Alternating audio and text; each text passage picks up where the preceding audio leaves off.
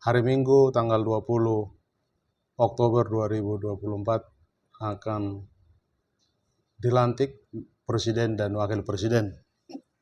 Satu hal yang menarik, sebelum beberapa hari pelantikan ini puluhan, bahkan 50-an calon menteri dan 50-an juga para wakil dan dipercayakan akan memimpin kepala-kepala dari satu lembaga di negara ini.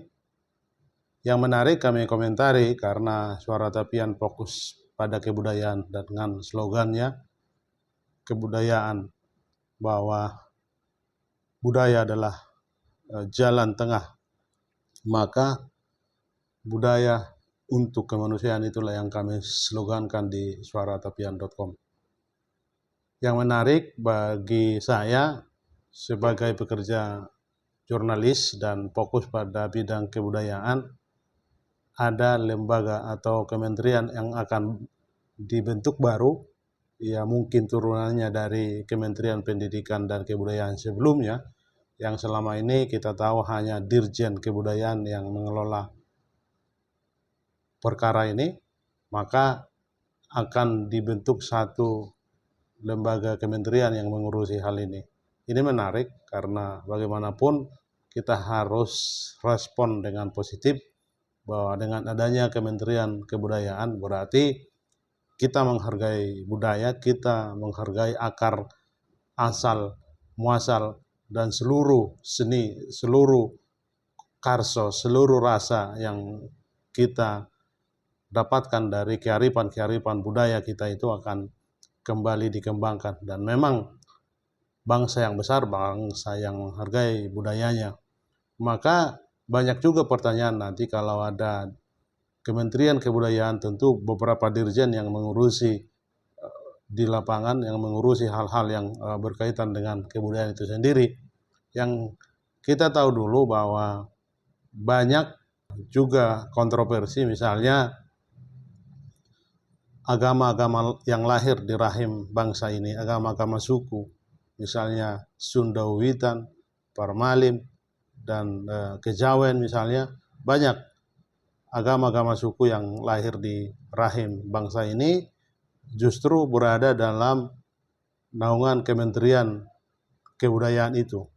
Nanti kalau ada Kementerian khusus Kebudayaan, apakah juga akan mengikut?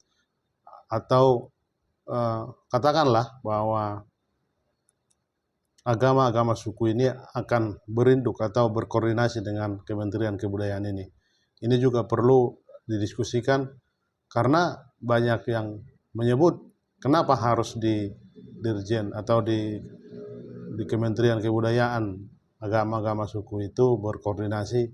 Bukankah juga agama-agama yang besar yang kita akui 6 agama itu ada satu kementerian agama yang mengurus itu, malah sebagian mendapatkan dirjen.